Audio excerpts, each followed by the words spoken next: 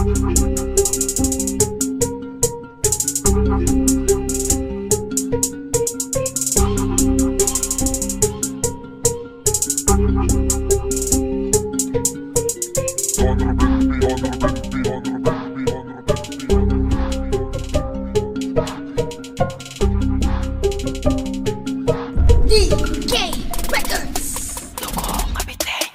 tinig na ito, amin ang ihahatid ang mga aral at pangaral na aming pababatid. Ito'y tungkol sa nakaraan at aming karanasan na pwede mong baunin para sa iyong kinabukasan. Ang pagkakamali ay hindi maiiwasan, siguraduhin na ang aral ay iyon ang natutunan. Hindi basihan kung may edad o kabataan, kung may natapos man o walang pinag-aralan. Nais lang namin ibahagi parte ng nakaraan, masama't mabuti na ugali, tama't maling karanasan. Bawat hakbang sa nilakaran, kahit lubak pa yung daan, natuto kami na dumiskarte at gumawa ng paraan. Hindi naman sa pagkukumpara, kumbaga binabalik tanaw. Panahong ang ilaw lampara at kadiliman lang ang natatanaw. Mulat ako sa realidad kung sa nagulo ay umiiral, musmus na may responsibilidad at mga dinatapos pag-aaral.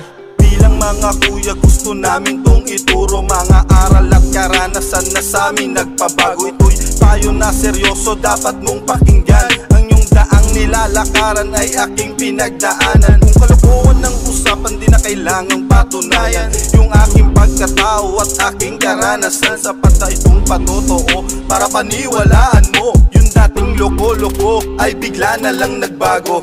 Dami ng mga kabataan na talaga naman naligaw na rin ang mga landas. Panahong uso ang gangsteran, delikado talaga lumabas. Iba't ibang klaseng mga kamayan, riot ng grupo paglabas. Maging mayaman o mahirap, walang pinipili na antas. Mga kabataang sobrang pilyo, di umuwi ng tamang oras. Matatagpuan mo na lang sa munisipyo, dalawang kamay nila ay may mga posas. Di naman nagkulang ang magulang sa pangaral, bagkus naging pinapaalalahanan. Edad 13-14 na taong gulang na nananatili sa ibang tahanan. Ang aming pagtatapos sa puso nyo ay tatagos, mga pangaral na ibinuhos ay amin ang nilubos. Isang bagay na lang boss, wag mong kalilimutan ng Diyos. Sa iyong daang nilalakaran, palagi mo siyang maaasahan. Sa bawat problema mo, hindi kanya pababayaan. Palagi siyang andyan, iyo lang masasandalan. Sa panahon ng iyong kainaan, magsisilbi siyang kalakasan, upang ang laban sa buhay ay iyong malagpasan. Sarili unti-unting binago, hanggang buong pagkatao ako'y naninibago. Ngayon sa mga tao, napakalayo na natin sa dati. Looking forward na kasi tayo, I don't care because it's same. Nagpakabuti lamang tayo sa mga siguro na ating dinanas. Di ka matututo kung naghahabol sa oras, pakiramdaman, kapaligiran,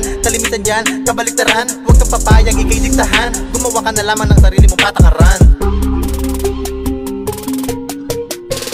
Bilang mga kuya nyo, sana pakinggan nyo yung aming payo at aming tinuturo. Kung pinagdaanan lang at nakaraan ng pinag-uusapan, lahat ng mga yan ay amin nang naranasan.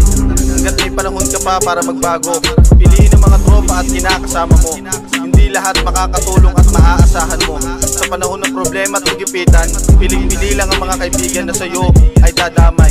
Kaya't kung maaari ay buksan ang puso't isipan at ito'y pakinggan.